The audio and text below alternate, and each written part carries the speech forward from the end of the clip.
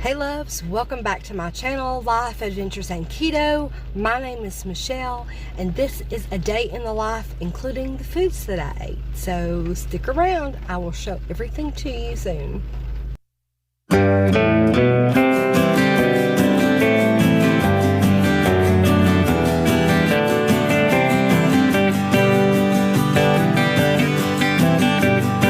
So I hope that all of you had a great Christmas.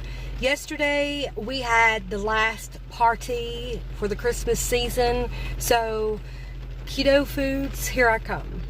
Now, disclaimer, I'm not a physician, and you should talk with a physician before changing your diet into any kind of diet. Also, tomatoes are not very keto, but since I had already been cooked, I partook in tomatoes for the last 2 days as well.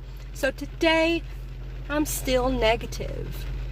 My name is Michelle. You're here at Life, Adventures, and Keto, and I'm going to show you last night's dinner that I didn't get a chance to show you on the last video. I think I'm going to have to do it that way just for time's sake. So here is the bacon, lettuce, and tomato that I wanted to have earlier in the week. So here's a picture of that.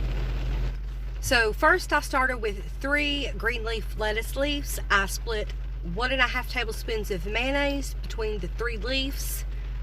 I also had Roma tomatoes. I use Kraft mayo. I don't know about you, but I also used, like I said, Roma tomatoes. So I cut up 1 tomato for all 3 of those. I had 3 slices of bacon. I also liberally salted, pink Himalayan salted, these faux sandwiches, for lack of a better word. So they were so good, and it was something I really have been wanting for quite some time, but was trying to stay away from tomatoes. So there was dinner from last night. Okay guys, so for breakfast on Saturday morning, I started with what I'm calling sausage 90-second bread and gravy. I mean, it's not like biscuits, but I can't use almond flour.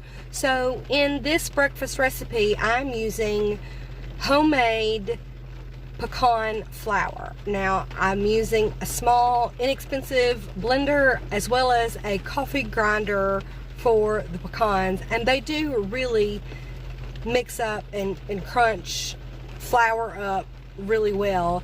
But my suggestion is let them dry out some before you use them. So if you grind them today, I wouldn't use them today because you're going to have more than, say, your half a cup serving because it's wet, if that makes any sense.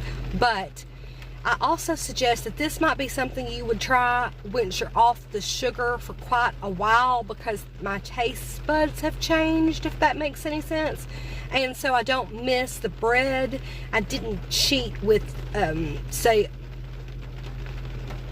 did cheat with. Doesn't matter what I cheated with.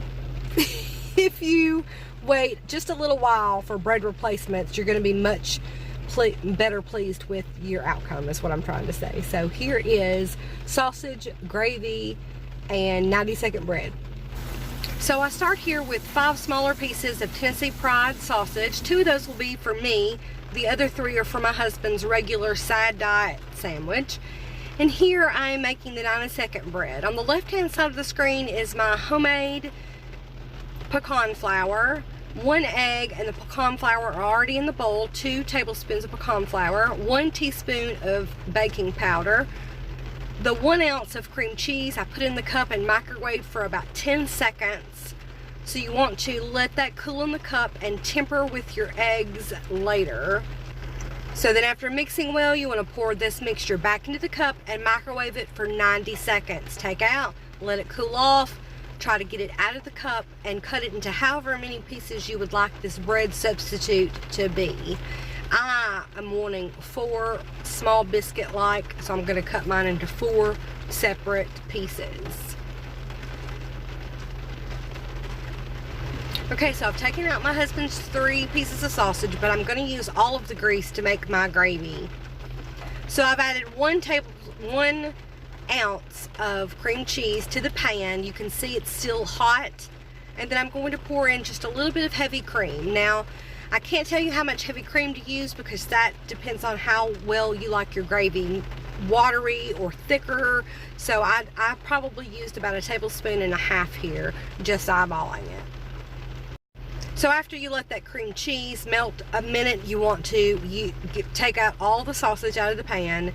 You want to use, I add pink Himalayan salt and heavily pepper. That's not on here, but I am heavily peppering this if you can't tell. So using a spatula to mix all of this up, spread out the cream cheese so it can melt down, and then mix it really well in the container. If you need to add additional grease to this, if it is not your consistency, I guess you could add bacon grease. I always have bacon grease sitting on the counter, but this sausage grease was just fine for me. And then here is the finished 90-second bread. You can tell on the top there I didn't get it mixed as well as it really needed to be, but the taste was still good. So I use a knife to score the edges to pull it off the bottom, and then I'm going to cut this into 4 different pieces. After cutting these into the 4 separate pieces, I like to put them on a rack, a cooling rack, because it is a little wet from the microwave. Then on these small pieces of sausage, I just split them in half so that each piece of faux bread has its own little piece of sausage, and then there's plenty of gravy to go over top. And here is the plated portion. Now, doesn't that gravy look awesome? It tasted so good. It's a little cooler than what you probably would have, but I was trying to have mine and my husband's come out at the same time, so mine got a little cooler than normal. But again, here it is, all plated up.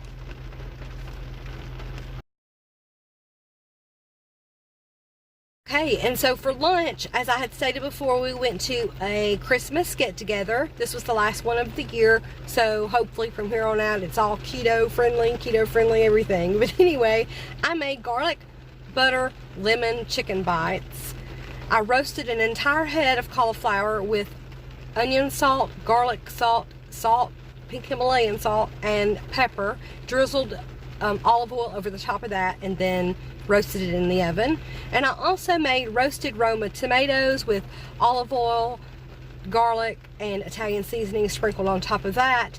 And I made a video of how I'd done some of that, but then my gimbal died, and then my phone died, and so then I just had little snippets at the end. I really wanted a recipe out of this, but this is what I have, so this is what I'm going to share with you. Okay, so preheat your oven to 400 degrees, wash and pull off of the leaves off of the head of the cauliflower, but leave the stem. You want to pat that dry because you want the olive oil in there, not the water. So here I'm just heavily peppering pink Himalayan salt on top of that. And then the oil drizzle comes last on top of that. Hopefully pushing in some of the salt and the pepper into the inner core of that head of cauliflower. But you want to bake this about an hour. You want it a little mushy but still a little crunchy, and my taste, that's how I like it. So here is the light tasting olive oil that I use from Great Value. So we're just going to make that a real good drizzle. That is where your flavor's coming from, that and the salt and the pepper. So there you go. Then on top of that light tasting olive oil, I put garlic salt and onion salt on top of that. So I've lost the sprinkle lid to this particular seasoning, so using the palm of my hand.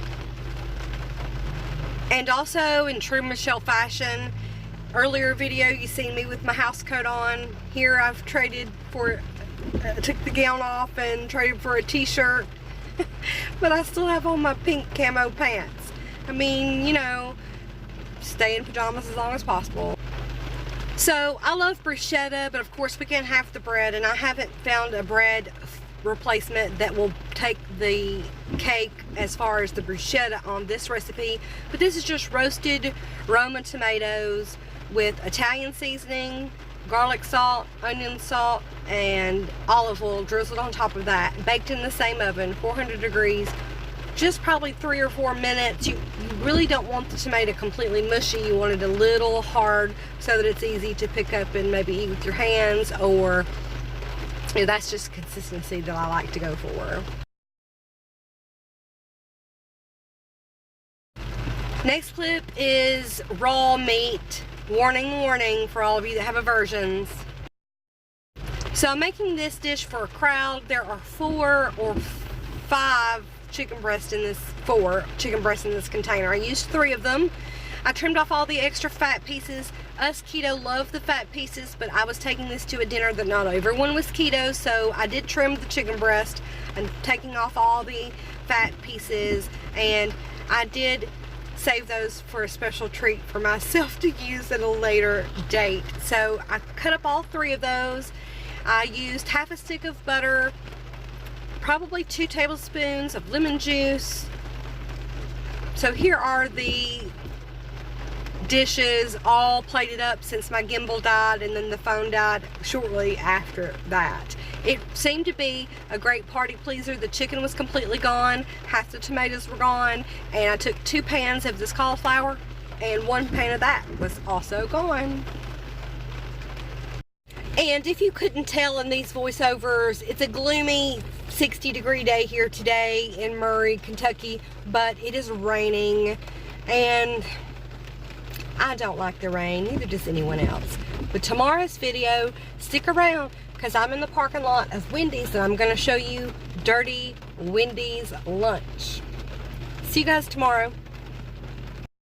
Okay, and if you're still here, please press the like button and subscribe and hit the bell so you'll be notified from future notifications of mine.